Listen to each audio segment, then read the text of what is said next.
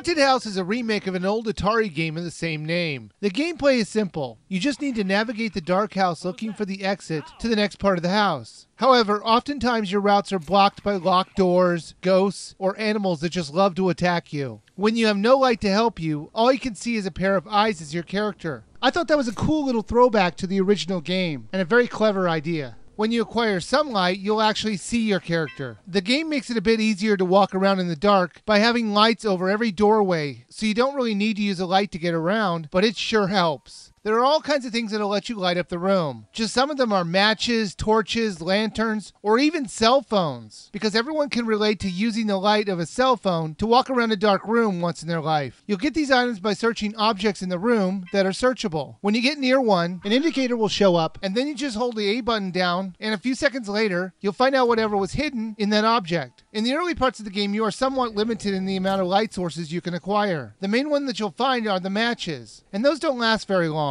Later on, you'll find some really useful light sources, like the lantern, which will stay on for very long periods of time. It did get a little bit ridiculous at times, with the amount of light sources that were hidden in the house. There was one part in the game where I just kept finding cell phones. Why on earth are there so many charged up cell phones in this house? Now, since you can only hold 2 objects at a time, that meant that you would have to leave some objects and pick them up later. So you would need to be a little bit picky on what you would bring with you, especially in the later levels, when the lanterns that put out different colors were introduced, and you would need to switch between them in order to access secret areas. It was a bit strange, though, to see your character just casually leave lit torches on a wooden floor in an old dusty house. Does he not kind of see the obvious fire risk in doing that?